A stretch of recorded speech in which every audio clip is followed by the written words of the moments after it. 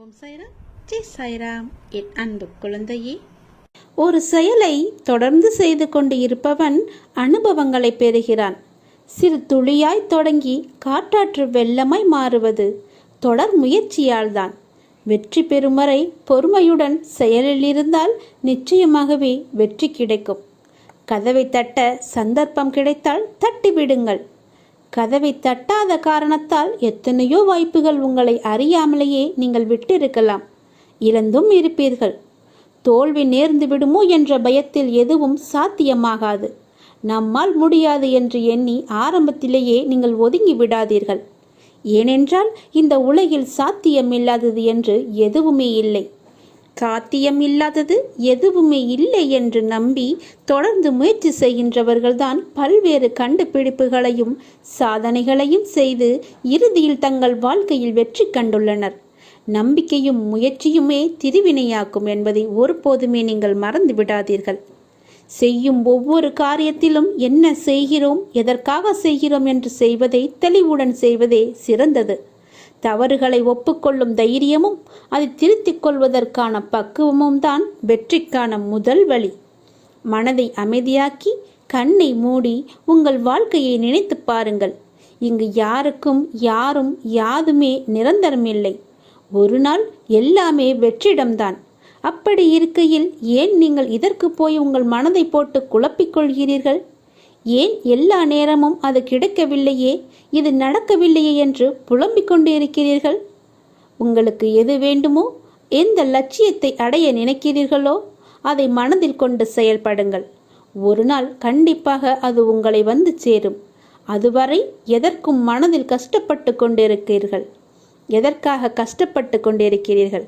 இருப்பதை கொண்டு சந்தோஷமாக வாழுங்கள். உங்களது எண்ணங்களை ஒரு நிலைப்படுத்தி நம்பிக்கையோடு உங்கள் கடமைகளை செய்யுங்கள். நிச்சயம் நீங்கள் எதிர்பார்த்த அளவுக்கு மேல் உங்கள் விருப்பங்கள் எல்லாமே நிறைவேறும். அந்த காலம் வெகு தூரத்தில் இல்லை. நீங்கள் உங்களுடைய ஆற்றலையும் திறமையையும் வளர்த்து கொண்டால் இந்த உலகமே உங்களை தேடி நிச்சயம் உங்களை தேடி வரும். அப்பா, நான் சொல்கிறேன், இது என் மீது சத்தியம். நீங்கள் எதற்குமே உங்கள் மனதை போட்டு குழப்பிக் கொள்ளாதீர்கள்.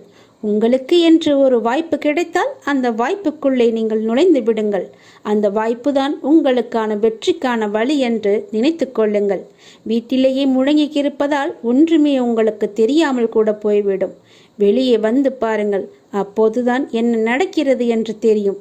நம்பிக்கையோடு வாருங்கள். உனக்கு துணையாக வெளியில் நான் இருக்கிறேன்.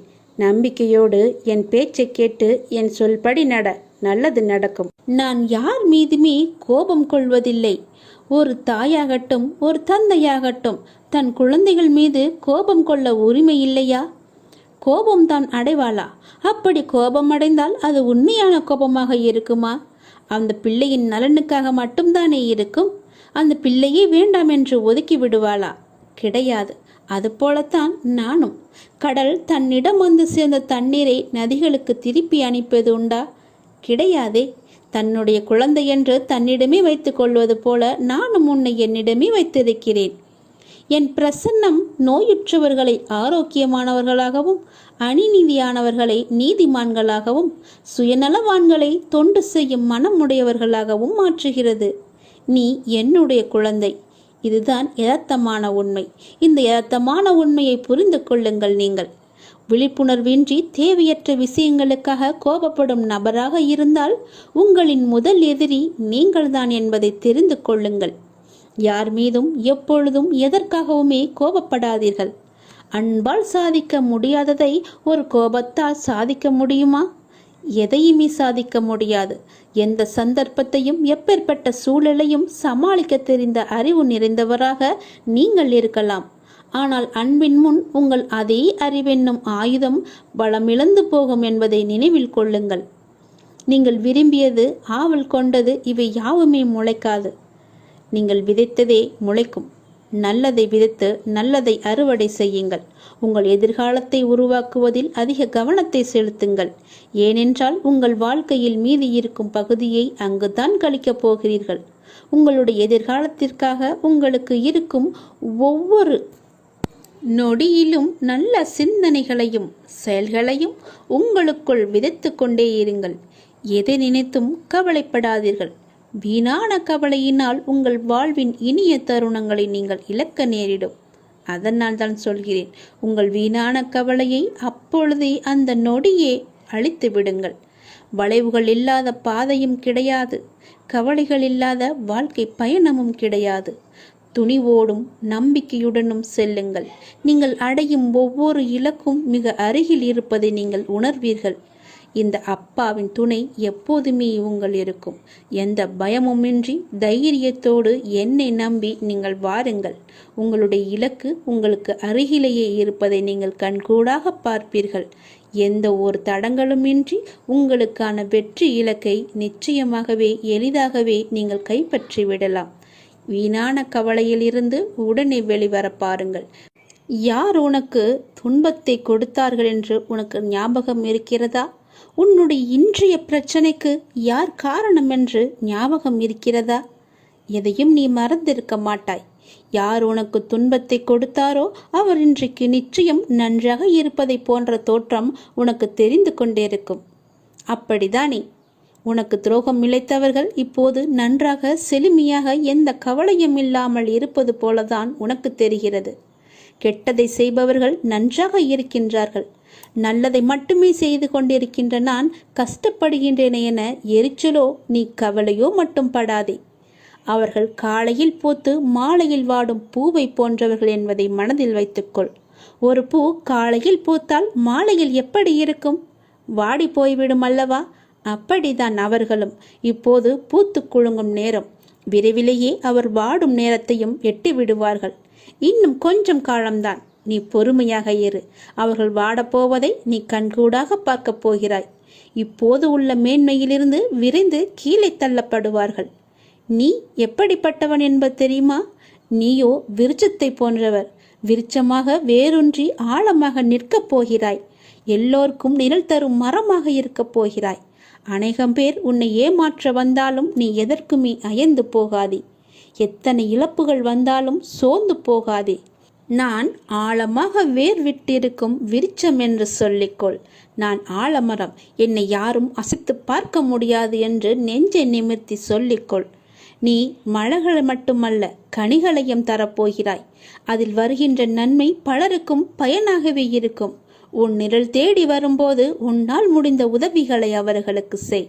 நாம் என்று கஷ்டப்படுவதைப் போலத்தான் நம் எதிரில் இருப்பவரும் ஒரு நாள் துன்பத்தை அனுபவிக்கப் போகிறார் என்பது உனக்கு தெரிந்துவிட்டால் நீ நிச்சயமாக அவர்கள் மீது கோபப்படவே மாட்டாய்.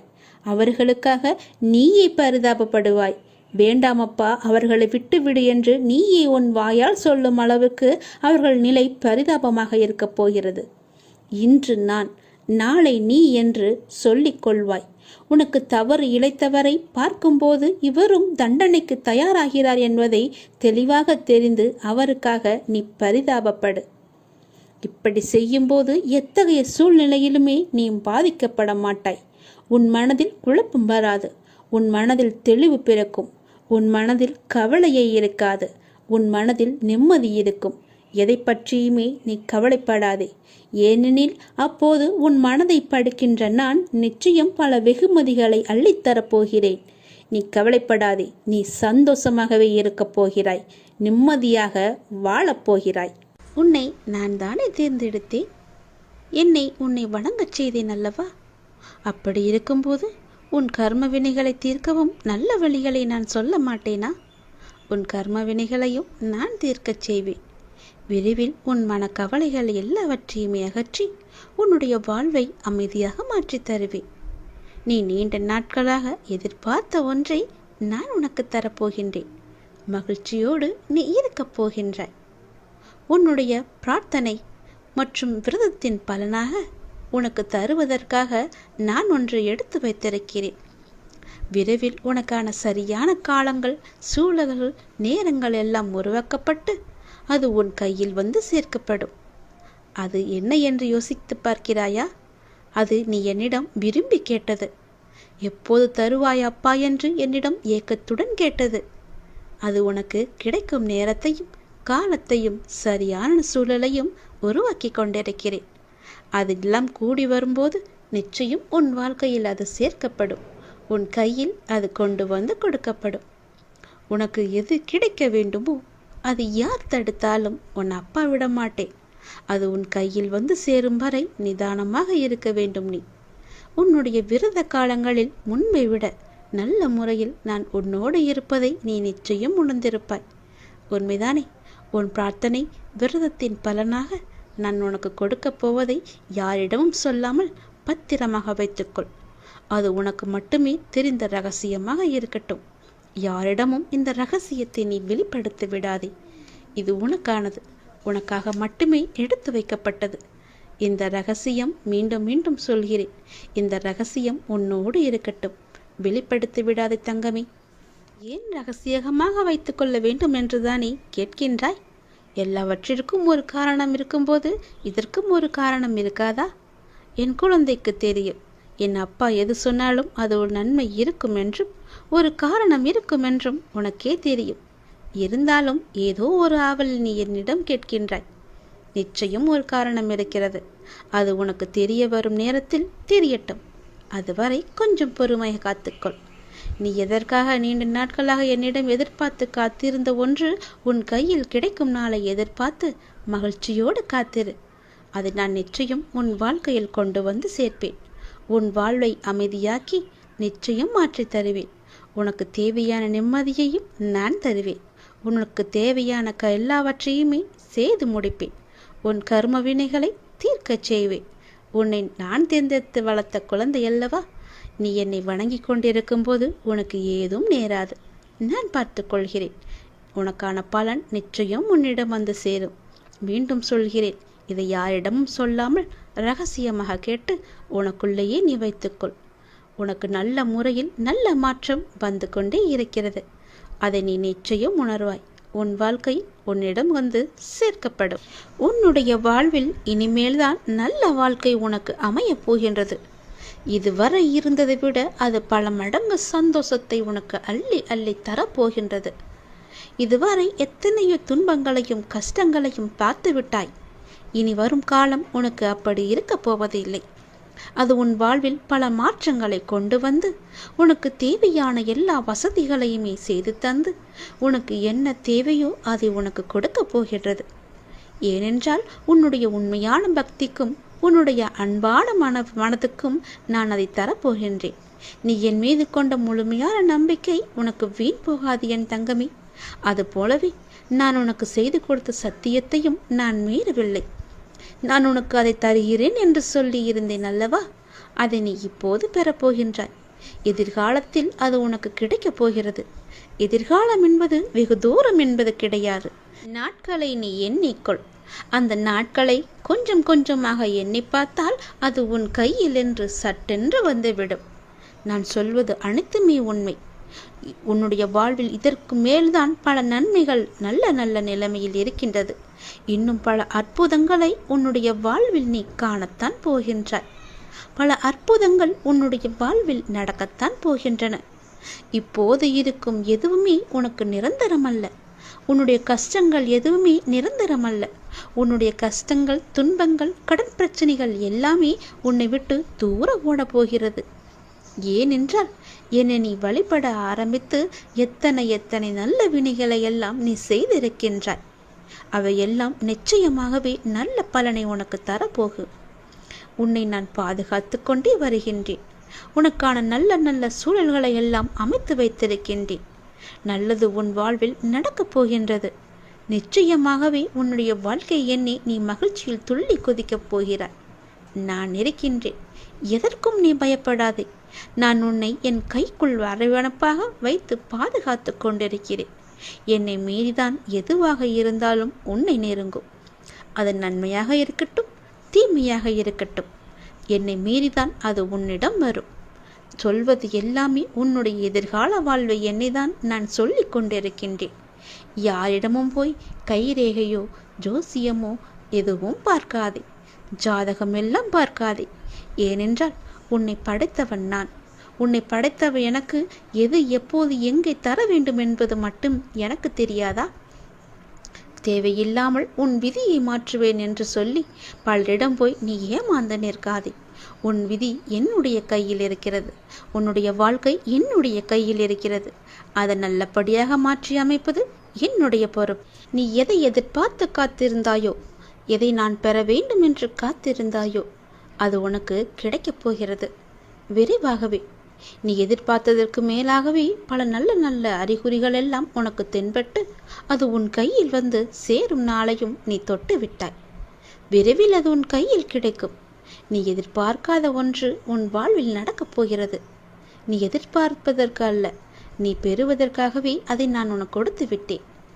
எதிர்ப்பதற்கு அல்ல, பொறுப்பதற்கே தைரியம் உனக்கு வேண்டும். கொஞ்சம் பொறுமையாக இரு. உறுதியான நம்பிக்கை கொள். இன்று கிடைக்காவிட்டால் நாளை கிடைக்கும் என்று காத்திருந்து எதிர்பார்த்திருந்தாய் அல்லவா? அது உனக்கு நடக்கப் போகிறது. அப்படி நாளையும் கிடைக்காவிட்டால் மறுநாள் கிடைக்கும் என ஒவ்வொரு நாளையும் நீ கடந்து வந்து கொண்டே இருந்தாய். உனது எதிர்பார்ப்பை தாண்டினாலும் கிடைக்காத போது ஒரு நாள் நிச்சயம் கிடைக்கும் என்ற நம்பிக்கையோடு என் மீதான முழுமையான நம்பிக்கை வைத்து எனக்காக காத்திருந்தாய் அல்லவா? அதனால் நிச்சயம் உனக்கு அந்த பல வெகுமதிகளை நான் அள்ளி அள்ளி தரப்போகின்றேன். எல்லாம் இருள் சூழ்கின்ற நேரமாய் உன்னை துரத்தி வந்தது. கவலைப்படாதே, இனி அது நடக்காது. அத்தனையும் வீழப்போவது உறுதி. உன்னுடைய வாழ்வில் இன்னும் எத்தனை நாள் இந்த வேதனையும் துக்கமும் என்று காத்திருந்தாய் அல்லவா? உன்னுடைய கேள்விக்கு உன் வலியின் ஆதங்கத்தையும் நான் உணர்ந்தேன். உன்னுடைய கழுத்தை நெரிக்கும் எல்லா விஷயங்களும் என் கையால் தான் முடியப் போகின்றது. நான் அமைதியாய் இருக்கின்றேன் என்று நினைப்பது சரிதான். ஆனால் என்னுடைய மௌனத்திற்கும் ஒரு எல்லை உண்டு. நம்பிக்கையும் பொறுமையும் இழந்து விட்டேன் என்று நீ கதறுகிறாய். என்னால் என்னுடைய கஷ்டத்தை தாங்க முடியவில்லை. உன்மேல் கொண்ட நம்பிக்கையையும் பொறுமையையும் நான் இழந்து விட்டேன் என்று கூறிக்கொண்டே இருந்தாய் அல்லவா? அதற்கான முற்றுப்புள்ளியை நான் வைத்து விட்டேன். உன் மூச்சை நீ இழந்து விட்டாயா? இல்லை அல்லவா? அப்படி இருக்கும்போது என்னுடைய நம்பிக்கையை மட்டும் ஏன் இழக்க துடிக்கின்றாய்? அந்த மூச்சானது ஒரு உயிர் வாழ எவ்வளவு முக்கியமோ அதை போலத்தான் உனக்கு உன் நம்பிக்கையும் பொறுமையும். அந்த நம்பிக்கையும் பொறுமையும் நீ இழந்து விடாதே. இழந்து விட்டேன் என்று நினைக்கும் இடத்தில்தான் உண்மையாக உன்னுடைய வாழ்நாளில் நீ பெறப்போகும் விஷயம் நிறையவே அங்கு அடங்கியிருக்கிறது. இழந்து விட்டேன் என்று முடிவெடுத்து விடாதே. முற்றுப்புள்ளி வைத்து விடாதே. இன்னும் உன் வாழ்க்கை தொடர இருக்கின்றது. நல்லபடியாக மாற இருக்கின்றது. ஒவ்வொரு சூழ்நிலை என்பது உனக்கு மட்டும்தான் வகுத்தப்பட்டிருக்கிறது. என்னால் என் பிள்ளைக்கு அதனை ஒரு நிமிடத்தில் மாற்ற முடியும். கஷ்டமான சூழ்நிலை வந்தால் அதை எதிர்த்து நெல்லு. உன்னுடைய எல்லா பிரச்சனையும் முடிக்க எனக்கு ஒரு நொடி போதும். சில நேரங்களில் கூட முடித்து விடுவேன். சில நிமிடங்களில் கூட முடித்து விடுவேன். ஏன் சில நாட்கள் கூட ஆகலாம். நீ எப்படி என் மீது முழுமையான நம்பிக்கை வைக்கின்றாயோ அதன் பொருட்டுதான் என்னுடைய பலனும் உனக்கு இருக்கும். உனக்கு வெற்றி கிடைக்கவே இல்லைன்னு ரொம்பவே வருத்தமா இருக்கு இல்லையா? எது தொட்டாலும் சறுக்கிக்கிட்டே போயிட்டு இருக்கு. என்னுடைய வெற்றி ஏன் எனக்கு கிடைக்க மாட்டுதுன்னு உன்னுடைய மன வருத்தம் எனக்கு தெரியுது. ஆனால் அந்த வெற்றிக்கு 2 எதிரிகள் இருக்காங்க. உனக்கு கிடைக்க வேண்டிய வெற்றியை அவங்க தான் தடுத்துட்டு இருக்காங்க. அது யாருன்னு தெரியுமா? உன்னுடைய வெற்றிக்கு 2 எதிரிகள் உண்டு. அது உன்னுடைய தயக்கமும் முயற்சி இல்லாததும் தான். துணிச்சலை தோழனாக்கி நீ கொட்டன்னு வச்சுக்கோயேன், உன்னுடைய தயக்கம் என்னும் எதிரியை விரட்டி அடித்து தன்னம்பிக்கையை ஒன்றால் வளர்க்க முடியும். அந்த தயக்கத்தை விட்டு ஒழிச்சா மட்டும்தான் வெற்றி விரைந்து உன்னை தேடி ஓடி வரும். அந்த தயக்கத்தை விரட்டும் முதல் யுத்தி நேர்மறை எண்ணங்கள் தான். என்னால் முடியும் என்ற எண்ணம் மட்டும்தான் நிச்சயம் உனக்கு நம்பிக்கை தரக்கூடியதாக இருக்கும். அந்த நம்பிக்கை தயக்கத்தை நிச்சயம் விரட்டி அடிக்கும். வெற்றியை தேடி தரும். என்னால் முடியுமா என்ற தயக்கம் தோல்வி என்னும் படுகுழியில் உன்னை போய் தள்ளிவிடும். அதனால் அந்த கேள்விக்குறியை உன் முன்னால் நீ வைக்காத. கேள்விக்குறி இல்லாமல் பார்த்துக்கோ. எல்லோரும் ஆச்சரியப்படும் அளவுக்கு உனக்கு நீயே ஆச்சரியக்குறியை போட்டுக்கோ. யாரும் என் பேச்சை கேட்க மாட்டாங்களே என, யாரும் எனக்கு உதவ மாட்டாங்களே என கவலைப்படாத. நமக்கு இது சரிப்பட்டு வராது என்பது போன்ற எதிர்மறை எண்ணங்களை நீ குறைச்சிக்கிட்டாலே போதும். அனைத்துமே உனக்கு நலமாக நடப்பதை நீயே பார்ப்ப. மன உறுதியால் தேடியதை கண்டு அடைஞ்சவங்க நிறைய பேர் இருக்காங்க. மன உறுதி இல்லாதவங்க பின்னடைவை சந்திச்சுக்கிட்டு இருக்காங்க. மன தைரியத்தோடு அவங்க செய்யும் எல்லாமே கண்டிப்பாக ஒரு நாள் வெற்றி பெறும். அதுபோல தான் நான் உனக்கு சொல்கிறேன். அடுத்ததா தயக்கத்தை விட்டொழிக்கும் முயற்சி மிகவுமே அவசியம். தயக்கத்தை விட்டொழிச்சிட்டு இதில் இப்படி போனால் நல்லா இருக்குன்னு முயற்சி செஞ்சுப்பாரு, உனக்கு வெற்றி கிடைக்கும் இல்லையா? நாம் ஒரு எழுத்தாளராக வேணும்னு ஆசைப்பட்டோம்னா நம்ம எழுதி எழுதி பழக்கப்படுத்திக்கணும். அதுபோல் ஒரு பேச்சாளராக வேணும்னா பேசி பேசி பழகிக்கணும் இல்லையா? அதுபோல தான் வெற்றியை நோக்கி செயல்பட்டுக்கிட்டே இருக்கணும். நீங்கள் எதற்காக தயங்குறீங்க, எதை கண்டு நடுங்குறீங்க என்பதை உணர்ந்து கொண்டு அந்த போக்கை நீ முயற்சி செய். அதற்கான தயாரிப்புகளுடன் அடுத்தடுத்த செயல்களை நீ செஞ்சுக்கிட்டே வா. உன்னுடைய மனசை அமைதியாக வச்சுக்கோ. மன அமைதியுடன் ஒருமுகத்தன்மையுடன் நீ செயல்பட்டு அந்த தயக்கத்தையே நீ வெற்றி பெற செய்யலாம். சோர்வாக இருப்பது, தயங்குவது, பின்தாங்குவது, ஆர்வம் குறைவாக இருப்பது, இது நம்மால் முடியுமா என சந்தேகிப்பது, முடிவெடுக்க முடியாமல் தயங்குவது, தன்னம்பிக்கையின்றி பேசுவது, செயல்படுவது எல்லாமே துணிவு இல்லாதது தான் அதற்கான காரணம். இதை தருவதும் தயக்கம்தான். தயக்கத்தை நீ முதல்ல விட்டொழிச்சிடு. துணிச்சல் தானாக வரும். நம்மளால் முடியாதது வேற என்ன இருக்கு? நாம் ஏன் அவனுக்கு பயப்படணும்? அவன் யாரு? நான் எதுக்காக அவனுக்கு பின்னாடி ஓடணும்? முன்னாடி ஓடினா என்ன? அவனை விட நான் முன்னேறி வரணுன்ற நம்பிக்கையும் தன்னம்பிக்கையும் முயற்சியும் உன்னிட்ட இருந்துச்சுன்னா கண்டிப்பாக நீ வெற்றி பெறுவ. நெப்போலியன் கூட ஒரு நாட்டை பிடிப்பதற்காக தன்னுடைய படை வீரர்களை ஆற்றை கடந்து படகில அழைத்துட்டு போனாராம். ஆற்றை கடந்ததும் படகுகளை எரிக்க சொன்னாராம். வெற்றி பெறாம புறமுதுகு காட்டி வந்தா நாடு திரும்ப முடியாதுன்னு வீர மனப்பான்மையை வீரர்களின் மனதில் பதிய வைக்கத்தான் அவர் இப்படி செயல்படுவாராம். இது நிச்சயமா எதிரிகளை வீழ்த்த வேண்டும் என்ற வைராக்கியத்தை அவங்களுக்கு வர வச்சுதான்.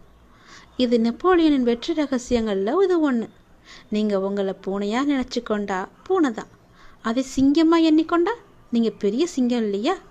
அதாவது மனம் எவ்வளவு துணிச்சலை கொண்டு இருக்குதோ அந்த அளவு தான் உங்களுடைய வெற்றியும் இருக்கும்.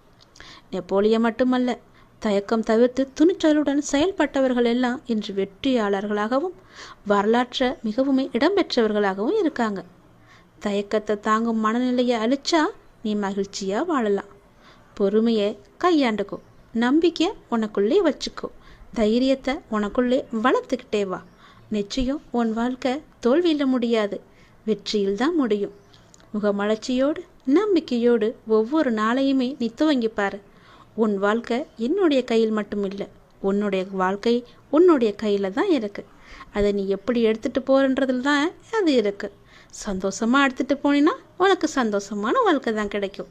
அதை எதிர்மறையோ மனசுக்குள்ளே வச்சுக்கிட்டு நேர்மறையை தவிர்த்து விடாத. நல்லது நடக்கும்.